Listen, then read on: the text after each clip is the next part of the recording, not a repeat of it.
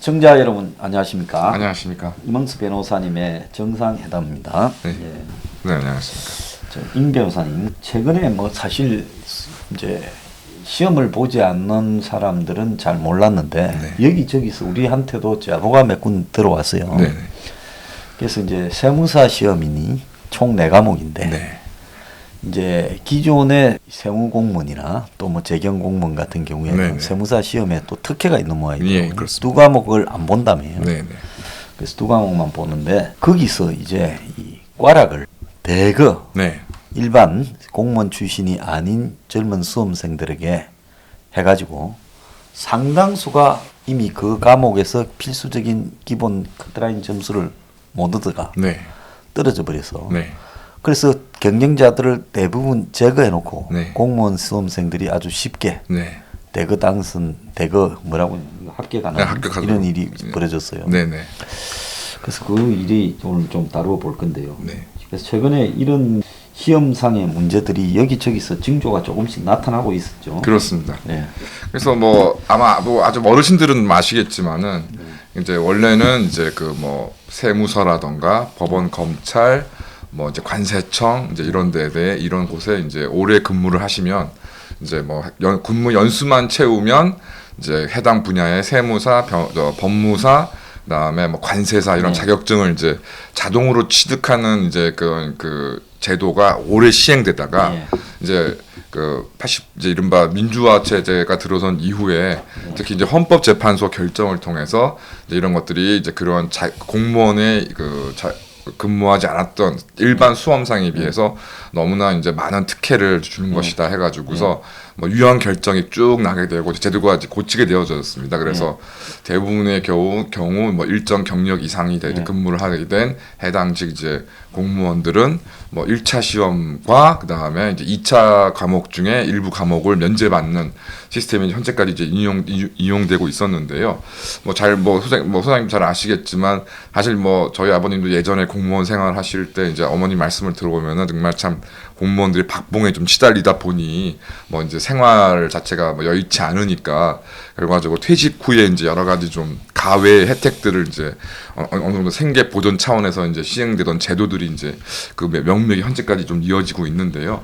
하여튼 뭐 이런 상황에서 요번에 올해 이제 특히 세무사 시험에서 굉장히 큰 문제가 이제 발생을 했습니다. 그 이전에 이제 좀 보면 한때는 거의 시험을 안 치고도 그런 자격을 주지 않았습니까? 그러니까 그게 옛날에 그랬어요. 70, 80년대 때까지 그랬던 것 같아요. 예, 50 제 기억에 시절까지 이제 그게 유지가 되다가 아무래도 당연히 이제 좀 일반 수험생들 입장에 비추어 보면은 이게 너무나 큰 특혜고 뭐 하다 보니까 게다가 이제 그러니까 결과적으로는 현행 이제 요즘은 조금 그래도 좀 나아졌는데. 그러니까 좀 이게 예를 들어서 어느 해에 뭐 세무서 이제 국세청 이제 퇴직 공무원들이 많이 늘어났다. 그러면은 이제 세무사 이제 시험에 합격자 수를 좀 줄이고 막 이런 식으로까지 이제 운영을 한 적이 있어서 좀 여러 가지 좀 불만들이 좀 많았습니다. 그래서 이제 말씀드린 것처럼 그래서 이제 여기에 대해서 이제 평등권, 뭐 공무 어떤 직업 선택의 자유 등이 침해당했다. 그래서 이제 1980년대 후반에 이제 헌법재판소가 설치된 이후에 이제 많은 이제 법무사 취득 관련된 뭐라든가 세무사 취득 관련된 뭐 이런 이제 헌법 소원 사건들이 제기가 되어서 이제 헌법재판소에서 이렇게 일괄적으로 그냥 자동으로 자격을 부여하는 거는 헌법에 위반된다는 결정이 나오면서 이제 그 제도가 다 손질이 됐는데 이제 그것이 이제 남아 있는 혜택이 이제 1차 보통은 다 1차 시험은 무조건 다 면제가 거의 필수적인 것이고 아예 2차 시험 중에서도 일부 과목은 이제 면제를 받고 결과적으로 나머지 이제 과목을 가지고서 그 시험만 이제 응시해가지고서 이제 해당 그 분야의 자격증이 나오는 이제 그런 시스템이 현재까지 유지되고 있습니다. 그래서 이제 이번에 좀 문제가 된 것이 이른바 이제 국세행정 경력자, 세무 공무원 이제 출신 세무사 합격자 수가 올해 이제 2021년에 이제 올해가 아니겠죠. 방송이 나올 때는 이제 지난해 되겠는데 2021년에 151명이 나왔는데 2019년에는 35명, 그다음에 20년에는 17명이었으므로 이게 뭐 엄청 몇 배나 이제 증가를 하게 되었습니다. 근데 이게 이제 왜 이렇게 됐나를 따져봤더니 이런 이제 세무 공무원들이 면제받는 과목 중 하나인 세법학 일부의 과락률. 그러니까 이게 이제 이것은 이제 2차 시험 같은 경우 보통 다 대부분의 이제 수험에서 이제 그 논술 시험인데 이 시험에서의 과락률. 이제 여기서 과락이라는 것은 이제 40점이 미만이 된 걸 얘기하는 겁니다. 총 그러니까 100점 일정한 만점에. 점수가 안 되면 그 과목에서만 미달돼도 전체 탈락이 되는 과락이라고. 것이죠. 네, 예. 과락 제도가 유지되고 있는데요. 그러니까 과락률이 82.13%가 나왔다는 겁니다. 그다음에 그럴 때 당연히 그러니까 이 과락을 맞은 81.13%의 이제 2차 시험 수험생은 세무 공무원들은 당연히 해당되지 않고 결국 이제 또 이 과락률을 보니까 2019년에 50.48%, 2020년 과락률은 30%였으니까 과락률이 2배 가까이 올라가는 기현상이 지금 벌어졌고 결국 이제 이렇게 되다 보니까 매년 이제 그 세무사 시험에 최종 합격하는 사람이 약 700명 정도 되는데 당연히 이제 일반 수험생들의 과락률이 증가하다 보니까 이제 세무 공무원 출신들에 절대적으로 유리해서 결과적으로 2020년 17명에 불과했던 세무공무원 출신 세무사 시험 합격자가 151명으로 거의 뭐 저 7배 이상 늘어나게 되는 이런 상황이 좀 보이게 되었습니다. 저 이거 말고도 뭐 수능 시험에서도 문제가 좀 있었죠. 예.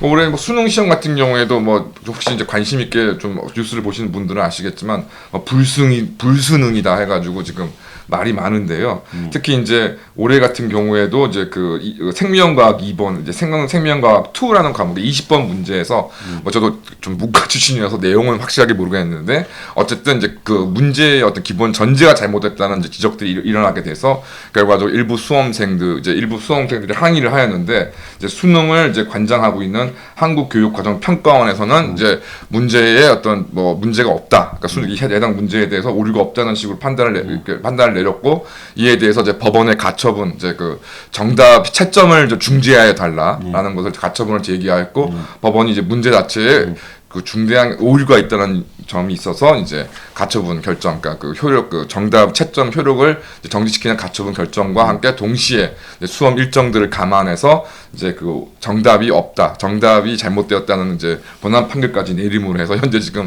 굉장히 좀 혼란스러운 상황에 있습니다.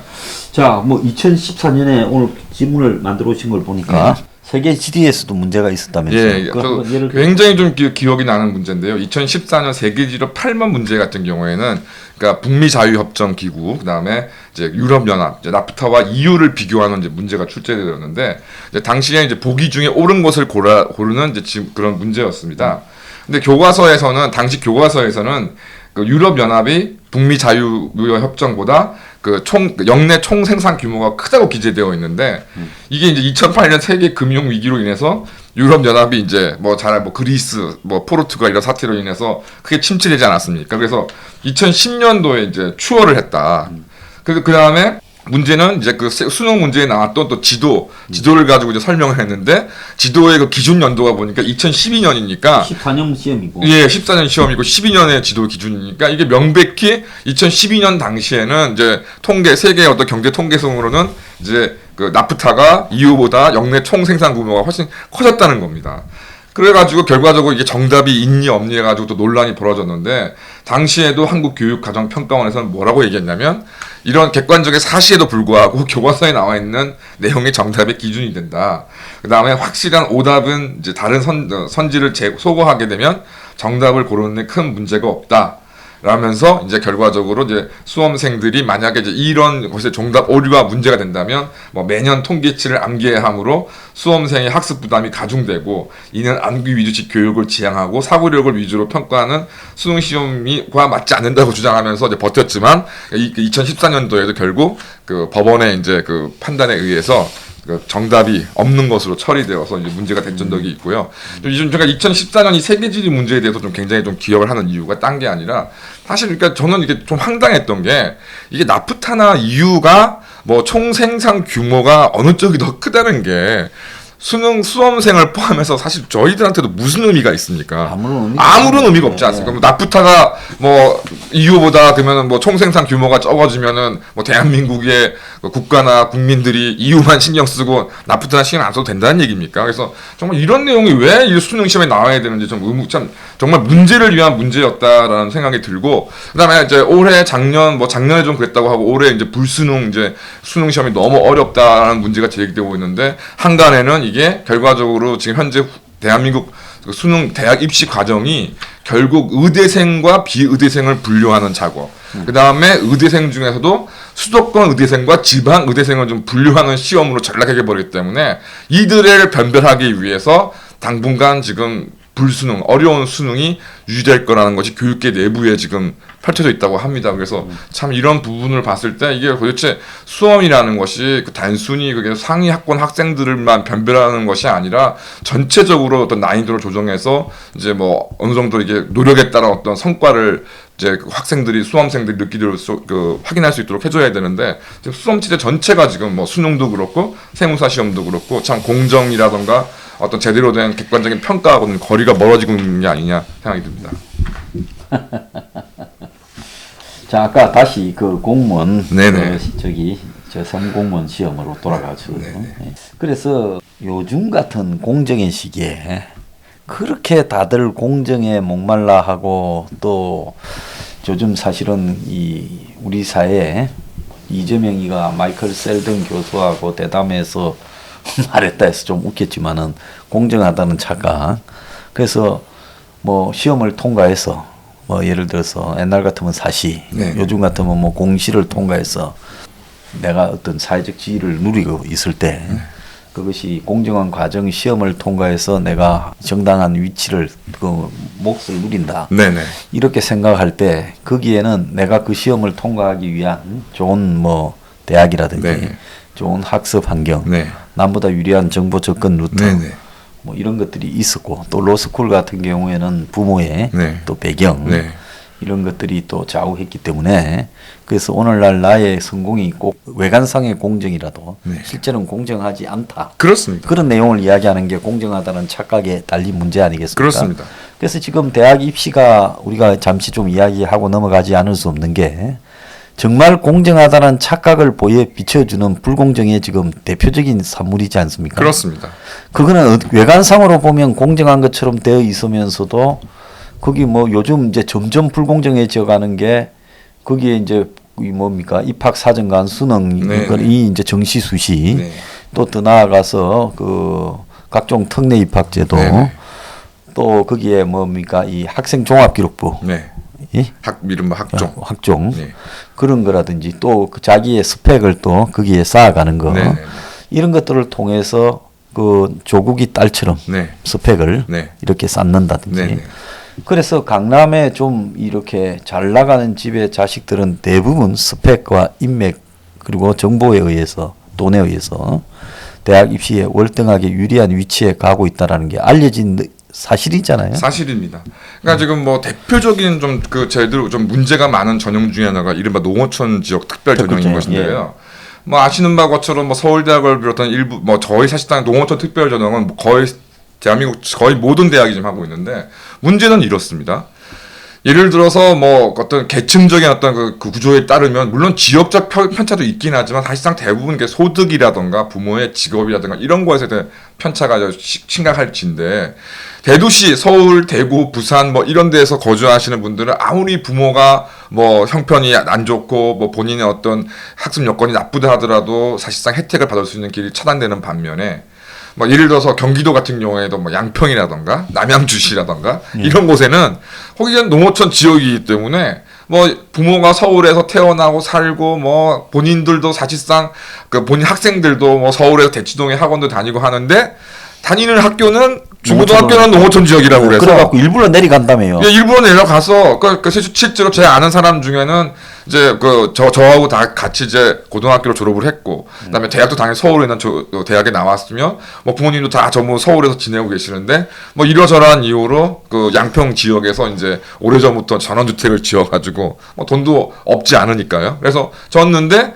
뭐 대학 입시에 그렇게 걱정을 하지 않는 겁니다. 왜 그런가 봤더니 농어촌 특별 전형에 해당되기 때문에 뭐 어느 정도의 학교에서 내신 성적만 나오면 뭐 서울에 있는 대학 가는 건 크게 어려운 상황이 아닌 겁니다. 그래서 학교에서는 막 걔를 보고 학원을 도시에 가서 다니게 일정하게 출석 처리도 해주고 그런다고. 예, 그런 상황까지 당연히 벌어지게 될 것 같습니다. 예, 그리고 또 그것도 있고 실업계 특별 그렇습니다. 전형도 예, 있고 예. 그 다음에 뭐 그런 것들 때문에 일부러 서울의 강남의 부잣집에 가 실업계 고등학교를 가가지고 그래서 그것도 거기서 특별 전형으로 간다든지 뭐 그런 일들이 뭐 아주 어떻게 딱 그냥 교과서적으로 이게 노하우가 정해져 있다 그러더라고요. 그래서 이제 뭐 다 아시는 바와 같이 참 이게 환상인 것이 뭐 저소득층이라던가 뭐 여러 가지 불리한 여건에는 수험생을 이제 보호해 준다고 해서 각종 복잡한 전형 제도를 지금 마련하고 있는데 그 전형을대로 만약에 내 아이를 대학에 보내려고 그러면 첫 번째 최소 아무리 늦어도 초등학교 4, 5학년 때부터는 딱 학교하고 전형을 정해서 대치동이나 그 컨설턴트의 어떤 조언에 따라서 그때부터 중학교, 고등학교를 딱 그 전형을 맞춰서 준비해야 목표하는 전형과 대학에 합격할 수 있다는 것이 뭐 제가 주위에 뭐 정설이기 때문에 그래서 지금 뭐 대치동 이런 데서 오히려 그런 특별 전형으로 해서 어마어마한 컨설팅료에 어마어마한 학원료까지 이런 것들이 지금 현실적으로 좀 이루어져 있다고 제가 알고 있고 뭐 결과적으로 그 다음에 수시 전형을 대폭 늘리다 보니까 뭐 아시는 바와 같이 서울대학을 비롯한 주요 대학의 정시 지금 비중이 30% 이내에 지금 되어 있다 보니 이제 예전 같으면 뭐 각 학교에 정말 그 뭐 1, 2등 되는 성적이 1, 2등 정도의 수능 성적이 아니면 정시 지원은 뭐 이른바 주요 명문 대학에는 정시 지원은 꿈도 꿀 수 없는 상황이 지금 돼버렸다. 그럼 이런 것들이 과연 이게 무엇이 공정한 것이고 무엇이 지금 훨씬 더 지금 타당한 제대로 지금 가고 있는 것이냐. 그러니까 결과적으로 분명히 뭐 올해 이제 수능 수능에 이제 지원하고 있는 아이들 같은 경우에는 그러니까 뭐 과거에 저희 71년생 같은 경우에는 100만 명이 이제 응시를 했었고 뭐 소나님 때도 마찬가지였을 텐데 분명히 지금 수능 시험 지원을 하고 있는 아이들의 그 숫자는 대폭적으로 줄어들었는데 대학가기가 점점점 어렵다. 그다음에 뭐 물론 예전에도 뭐 소장님이 제가 대학 들어갈 때도 재수를 하게 되면은 여러 가지 이제 시험에 대한 숙련도가 높아지다 보니까 더 높은 성적을 얻는 경우가 많았는데 요즘 같은 경우에는 뭐 절대적으로 재수생한테 수능 시험 성적이 유리한 상황이 펼쳐지고 있는 등 일단 전반적으로 지금 비용도 증가하고 공정서도 찾을 수 없는 그런 시스템 현재 수능 시험 시스템을 저 알고 있습니다. 이게 그러니까 뭐 공공의대, 네. 의전원도 있고 네. 로스쿨도 있고 그래서 한국 최고의 지금 전문 자격증이라는 변호사, 의사 되는 부분에서도 지금 여러 가지로 이 반칙이 깨지고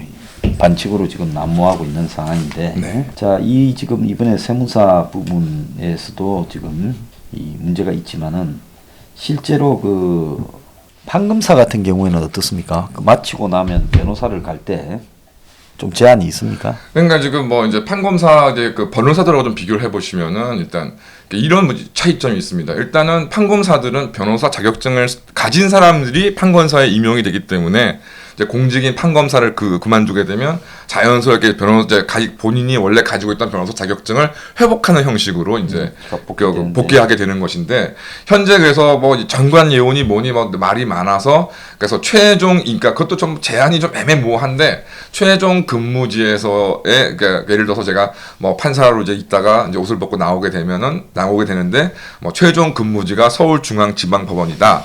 뭐 그러면은 이제 향후 이제 그 변호사를 하면서 2년 동안 이제 서울중앙지방법원 사건을 맡을 수 없다. 뭐 이런 식의 지금 제한이 좀 되어 있습니다. 그거 또 편법으로 또 맞는다면. 그래서 이제 어떻게 하냐 그러면은 요즘에서 좀 들리는 얘기로는 그러니까 당연히 사건 규모나 예를 들어서 뭐 검사다, 판사다 그러면 서울중앙지검이나 서울중앙지법이 이제 사건이나 수라던가 어떤 질적으로도 그러니까 쉽게 말해서 돈이 짭짤하는 데는 사건이 많지 않습니까? 그래서 만약 내가 이제 어떤 이제 옷을 벗고 나갈 계획이 있다 그러면 최종 근무지를 예를 들어서 어디 지방의 지원이라던가 이렇게 해버리면 이제 그 사건 그쪽에 있는 사건은 거의 내가 수임할 일이 없고 뭐 그 전에 내가 중앙지법에 근무했다 그러면 이제 그 사건을 내가 맡을 수가 있기 때문에 이런 식의 뭐 좀 편법도 사실 그런 식으로 사용 오래됐고 어쨌든 그나마 이제 그래서 뭐 판검사 같은 경우는 정관 예우니 뭐나 해서 그래도 뭐 형식적이나 실질적이거나 제한이 있는데 지금 세무사들 같은 경우에 전혀 그런 제한이 제가 아직까지 현재 없는 것으로 알고 있고요. 네. 그러다 보니까 사실은 그 정관 외유 문제가 판검사에 대해서만 지금 굉장히 뭐 논의가 뜨겁지만 세무사 같은 경우도 그 정관 외유가 사실은 굉장히 심각한 상황이다라고 지금 알고 있습니다. 그래서 특히 이제 세무서 국세청 같은 경우에는 이제 그 세무대학 출신들이 아무래도 뭐 인사라던가 조직이를 이제 상당 다수를 차지하고 있기 때문에 최대 파벌을 이제 자장하고 있는데, 그래서 심지어 뭐 어떤 세무사들 같은 경우에는 뭐 이제 아시겠지만 세무사들의 기본적인 업무가 이제 세무 이제 기장 업무, 이제 그런 장부를 이제 관리해주고 세금 신고해주고 하는 것이 이제 기본 업무인데, 그런 업무는 하지 않고 주로 이제 전화기 한 통으로 그냥 뭐 세금을 이제 뭐 양도세라든가 이런 세금이 많이 떨어지면 이제 그걸 가지고서 전화로 그냥 세무서 측이라든가 국세청하고 당국자하고 전화로 이렇게 로비해서 사건을 세금 사건을 해결하는 해서 또 거기에 성공 보수 같은 걸로 거액을 벌어들이는 사람들이 알짜배기다. 그래서 이제 최근에 이제 문제가 된 사람 중에 하나가 이제 뭐 윤석열 지금 국민의당 후보하고 지금 관련이 깊은 윤희전 세무서장이 바로 이제 세무서장 이제 당으로 근무하면서도 그런 로비스트 역할들을 했던 것으로 지금 이제 문제가 되고 있던 것이죠. 근데 여기에 대해서 아무런 지금 사실 제한을 두자마자 지금 얘기가 지금 전혀 지금 아직까지 없는 것으로 알고 있습니다. 참 문제는 문제입니다. 네. 자, 그래서 이제 이 로스쿨을 만들 때 유사한 직종들을 네. 지금 변호사 뭐 판검사 제도로는 수용이 좀 불가능하니까 이제 예를 들자면 요즘 보니까 변호사들이 이 부동산 네네. 사무소를 갖다가 뭐 만드는 것도 있대요. 예. 내가 보고 깜짝 놀랐습니다. 그 뭐라고 하더라? 그 변호사인데 네. 무슨 부동산 무슨 합동 그러니까 변호사 이제 그 모 변호사가 네. 이제 그 현재 그 공인중개사 같은 경우는 이제 거래 금액의 몇 프로 해가지고 사실 이제 뭐 그 부동산 시세와 이제 전세가가 오르다 보니까 엄청나게 이제 사실 부동산 중개 수수료도 굉장한 거액이 지금 지출되고 있지 않습니까? 그래서 그런 점에 차관을 해서 이제 공인중개 업무라는 것도 결과적으로 법률사무고, 법률사무는 변호사가 다 할 수 있으니까 이제 그러니까 변호사가 이제 공인중개사, 그러니까 이제 그 그 부동산 중개에 관한 법무적인 사무를 처리하면서 거기에 대한 법률 자문 보수로 건당 뭐 150만 원, 뭐 200만 원 이런 식으로 해가지고서 이제 그 관련된 일을 이제 했더니 이제 공인중개사 협회에서 이제 공인중개사 위반으로 이제 고발을 이제 해서 결과적으로는 유죄 이제 벌금형을 좀 선고를 받아가지고 현재 변호사들이 공인중개사를 이제 못 하고 있는데 이제 그거는 이제 뭐 대표적으로 정치적인 판단에 의한 것이라는 생각이 좀 들고,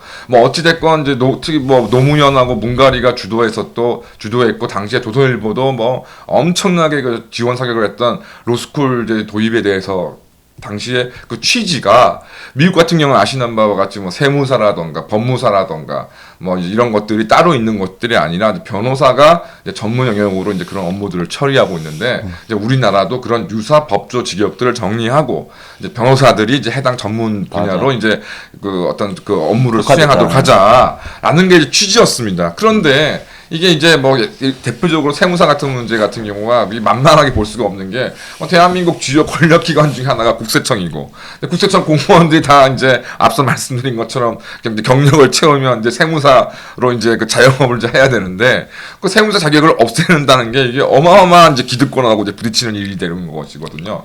뭐 그다음에 뭐 관세사, 뭐 예를 들어 법원 검찰에 이제 계시는 공무원분들의 뭐 법무사 이런 부분도 이게 뭐 말처럼 이게 쉽게 없어질 수 있는 부분들이 아니죠. 그다음에 말씀드린 것처럼 뭐 그런 뭐 전직 공무원들뿐만 아니라 이제 수험을 또 계속 준비하는 이런 분들이 있다 보니까 말처럼 그런 유사 법조 직역이라는 게 현재 정리되지도 않고, 뭐 그러다 보니까 지금 또 로스쿨 측하고 또 변협, 지금 현재 서울지방변호사회 회장 같은 경우는 로스쿨 출신인데 이게 뭐 변호사들 입장에서 봐서도 이 유사 법조 직역이 정리되지 않은 상황에서 변호사들은 한 해에 뭐 1000명 이상씩 꾸준히 쏟아져 나오고 있으니 이제 변호사들이 먹고 살기 힘들다. 그러니까 로스쿨에서 좀 학사 관리를 잘해서 뭐 실력 있는 좀 법조인을 양성하도록 애쓰라 마라, 뭐 지금 해서 그 제한돼 있는 뭐 그 변호사 시험 응시 기회를 늘려야 된다 말아야 된다, 지금 하여튼 지금 밥그릇 두고 지금 엄청나게 싸우고 있는 상황인 것인데, 하여튼 이런저런 점들 통해서 지금 뭐 공정이나 어떤 객관적인 기회 뭐 균등 이런 것들은 다 살나가 버리고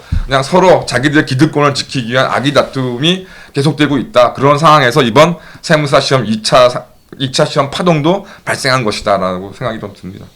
근데 이번에 이제 세무사 시험 같은 경우에는 시험 난이도가 실제 좀 어려웠죠. 네네네. 예. 그러니까 이제 뭐 이게 뭐잘뭐 이제 고시 같은 걸 이제 안 해보신 분들은 이제 주위에 이제 뭐 예전에도 고시 공부할 때 보면은 이제 그 1차 시험도 못 되냐 그러는데 제가 이제 그 사법 시험 이제 준비했을 때를 보면은 이제 1차 그러니까 1차 시험 경쟁률이 10대 1이었습니다. 반면에 이제 2차 시험 같은 경우는 이제 1차 그 최종 합격자 3배수를 뽑으니까 뭐 그런 정도에서 이제 첫 번째 이제 2차 시험에 도전하는 사람들이 대략 뭐 1000명 내지 2000명. 그러면 이제 전체 2차 시험에 응시하는 사람은 약 5000명, 저희 때는 약 5000명이었는데 뭐 결과적으로 실질적으로 두 번째 이제 그 2차 시험에 도전하는 사람들이 대략 3000명 정도니까 실질 경쟁률 한 3대 1 미만으로 좀 보거든요. 그럼 솔직히 현실적으로 1차 시험을 통과하는 게 그렇게 어려웠습니다. 그래서 막 좀 몇 년씩 수험을 하더라도 1차 시험을 통과를 못해서 좀 고생하시는 분들이 많은데 뭐 이러한 경향은 사실 뭐 세무사라던가 뭐 다른 여타 자격증 시험에서도 마찬가지입니다. 그러니까 2차 시험 같은 경우에는 그래도 최종 합격자 수의 뭐 3배 내지 그 정도를 3배 내지 4배 이 정도를 제한하고 딱 응시하기 때문에 그러니까 1차 시험 그 통과가 굉장히 어려운데 이제 결국 지금 현재 해당 지역에 근무하는 공무원들에 대해서 이렇게 1차 시험을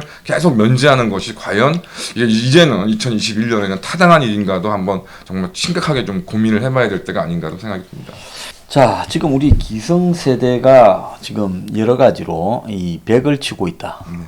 그 부분에 대해서 대표적인 게 이번 세무사 시험 문제입니다. 그렇습니다. 이거 마무리를 좀 해주십시오. 그러니까 뭐 이번에 뭐 아마 퇴직을 이제 해가지고서 세무사 시험에 응시한 세무 공무원들 대부분 다 아마 나이가 아무리 많아야 뭐 50대, 뭐 대부분 40대, 30대도 아마 있을 거 생각이 드는데 결국 이제 이 사람들이 그게 뭐 그 사람 예를 들어 세무사 수험을 준비하는 사람들은 소득도 없이 이제 수험에 매달렸을 것인데 이 사람들은 공무원으로서 대우 받을 거 다 받아가면서 생활했던 거 아닙니까?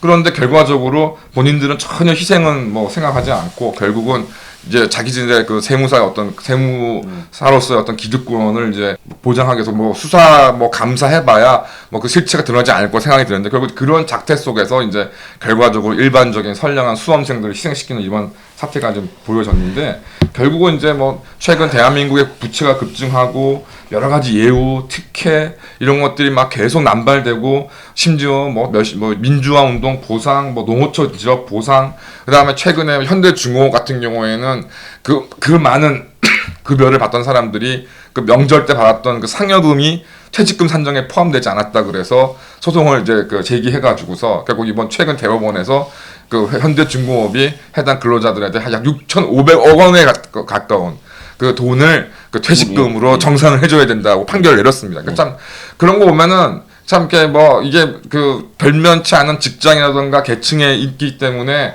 뭐 명절 상여금은 고사하고 지금 뭐 자기가 정기적으로 받아야 될 급여도 지금 받냐 맞냐 못 받냐 지금 참 그런 처지에 놓이신 분들이 많은데 현대중공업처럼 정말 막 연봉이 1억씩 넘는 사람들이 그것도 상여금에 또 상여금까지 두둑히 받아가면서 또 거기에 또 퇴직금까지 뭐 이런 부분들에 대해서 소득 이런 것들 볼 때 정말 눈꽃 그러니까 지금 현재 대한민국 40, 50대는 진짜 눈꽃 하나 희생하지 않고 양보하지 않는구나.